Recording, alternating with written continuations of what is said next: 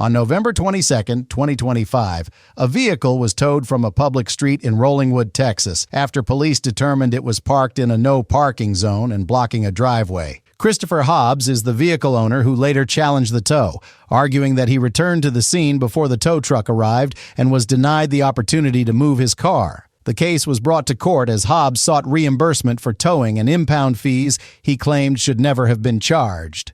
Corporal Aaron Burns was the Rollingwood police officer on duty who ordered the vehicle to be impounded that day. As the hearing unfolded, the court focused on a single question. Once the driver returned and the problem could be resolved immediately, should the tow have proceeded at all? Mr. Jones, are you a member of the police department? Are you counsel? No, I'm an attorney for Rollingwood. Right. Mr. Hobbs, tell me what happened. What day was your vehicle towed? The vehicle was towed on, sorry, 1 second. I have it up here. November 22nd. The vehicle was towed on November 22nd. Where was it at? Bettis Boulevard in Rollingwood. A public street? Yes, ma'am. Were you present when the car was towed, or did you come back and discover it later? When the police had arrived, we were taking a walk, and then we showed up and the police were there, but the tow truck driver had not arrived yet. So I'll say again, were you present to witness your car towed away, or did you come Yes, back ma'am. and discover it had been towed? I was there present watching it get towed. Where had your car been parked? My car had been parked on the side street, unfortunately in a no parking zone and blocking a public driveway. So the reason it was getting towed is not a confusion. No, ma'am. All right. Why'd you park in no parking zone? It was ignorance. We did not notice. I think you just said it was labeled no parking. It was recently labeled as a no parking zone. We'd been parking there for, about 12 years as long as we lived here. Sir? I'm a witness. I was there. All right, but it's Mr. Hobbs' case, right? Yeah. Who actually parked the car that day? Me. Right, and when you parked it, did you look around before you parked to see if there was signs that indicated you could park there? No, ma'am. We had been parking there for about 12 years, and it was only recently labeled a no parking zone. So Was it labeled no parking the day from November 22nd when you got towed? Yes, ma'am, it was. And so you did not observe those signs that day? No, we did not. So it was different than all the times previously you didn't observe that? Yes, ma'am. When you came back and saw your car getting towed, did you then observe those signs? Yes, they were pointed out to us by Rollingwood PD. Okay. Why do you believe your car was improperly towed if you then discovered there was a no parking zone? We were not given a opportunity to move the car or given an opportunity to get a drop fee, which we requested both. All right, so you arrived, you parked, you left, you came back. When you came back, your car was getting towed? My car was getting ticketed at the time. The tow truck driver had not arrived. How long after you arrived and you got the ticket did the tow driver arrive? 10-ish minutes, 10, 15 minutes. I'm just curious. Did you try to leave? Did you ask to leave? Why didn't you We leave? did ask to leave, and we were told no by Rollingwood PD. It's too late now. Do you recognize the person in the courtroom today who told you not to leave? No, I do not. Is that person present? No. Did they tell you why you couldn't leave? It was getting towed, and it was too late.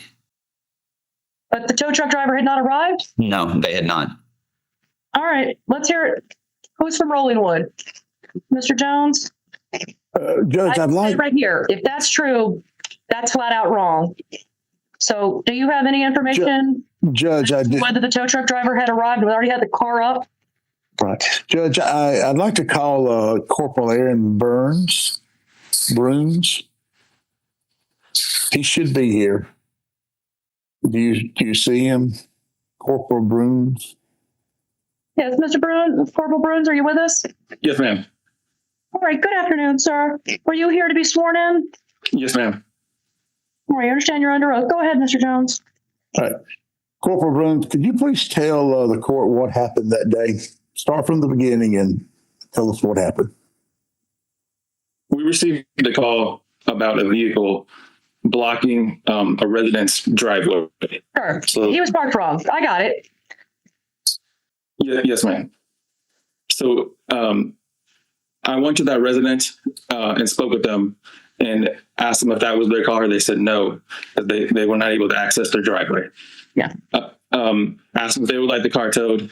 They said yes. I then instructed an officer with me to impound that vehicle. ATEX towing was called. They came to impound the vehicle. Right. Are you the one who spoke to the plaintiff? Yes, ma'am. Is it correct the plaintiff says that he swore under oath that you told him he could not leave the car after it was ticketed? He could not leave. He could not leave the car. Yeah, no, he wanted to drive away with a vehicle. He says that you told him he had to stay and get towed. No, I did not say that to him. Do you recall if you told him he couldn't drive his vehicle away? What I recall is after the tow truck had arrived, Before the tow truck arrived, he Right. says, Mr. Hobbs just testified that he came back from walking away. He discovered that there was a car that he was being ticketed. That he took the ticket and then he tried to leave, and the officer told him, "You can't leave." Are you that officer? I'm the officer he spoke with. I do not recall me telling him that he could not leave. Mr. Hobbs, this is a very important part of your case. You said Yes, you didn't ma'am. recognize this person. Is Corporal Bruns the person you spoke to that day? Yes, Your Honor. I didn't recognize him. He wasn't up on the Zoom screen on the side, so I couldn't see him. All right. And Mr. Hobbs, is it your testimony that Corporal Bruns told you you could not leave, you could not drive away your vehicle and avoid being towed? Yes, we asked if we could, and we were told no. Corporal Bruns, how would you respond? He says that you told him he could not remove his vehicle and leave. I'm confused. This is prior to the vehicle prior to the tow company arriving. As I recall, nobody asked to leave the area at that time. I did explain that it was being towed. Y'all, let's get our timeline down. Corporal Bruns, is it accurate that you had a conversation or at least met the defendant, the plaintiff today, Mr. Hobbs, prior to the tow truck arriving? Yes. And you gave him a ticket prior to the tow truck arriving? A ticket was issued while it was unattended. Sure. Okay, so he got a ticket. Why didn't he get in his car and drive away? Why did the tow truck need to show up and tow him when you literally had the driver who could remove the vehicle and stop the problem right then and there? I had already contacted the tow company. I don't care. That's not the law. Why not let him get in his car and drive it away? My understanding is that a vehicle can be towed for blocking the driveway. 100% it can. You were right to call the tow truck. The law Right. says, though, that once the driver's returned, tow truck should be involved. Even if he'd shown up and the tow truck was lifting it up, he has the right to pay a drop fee and get his truck and not have to deal with the impounding of it. So my question is, if you're there, he's got a ticket, the situation can be averted. Why was he towed? Yes, if I can explain that. My understanding is that the drop fee is in reference to, and those rights are associated with private property towing, not from a public street initiated by a police officer. And our towing, my understanding, was governed by our contract with ATEX Towing and my discretion. So the vehicle was impounded according to those rules. All right. I don't find that to be true, sir. Corporal Bruns, I'm glad you helped out that homeowner. Certainly, Mr. Hobbs, pay more attention where you're parking. I find it hard to believe you didn't realize you were blocking a driveway in Rollingwood. Okay? Pay attention. There's nothing worse than having people block my driveway. But at the Yes, same Your Honor. time, he was there to move his car. He shouldn't have been towed. Judgment for the plaintiff. How much did you pay to get your car to tow, Mr. Hobbs? $436.76. All right. Judgment for the plaintiff, $436.77. Again, tow, he should have been towed. But since he showed up before the tow truck arrived, there's no difference. I don't see any distinction in the law between the public and the private street. Driver was there, whole thing could have been averted. Right?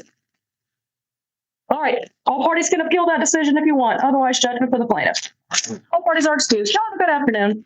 In situations like this, many people simply pay the towing and impound fees and move on, deciding that the time and effort of challenging the charge is not worth it. In this case, however, Christopher Hobbs chose to bring the dispute before the court. Although the vehicle was improperly parked, the court concluded that the tow should not have proceeded once the owner was present and able to immediately remove it. Based on the decision made at the scene, the court entered judgment in favor of Hobbs and ordered reimbursement of the towing and impound charges, a result that carried a direct financial consequence for the city. The ruling underscored a narrow but important principle. When enforcement discretion leads to an avoidable outcome, the law favors resolution over escalation.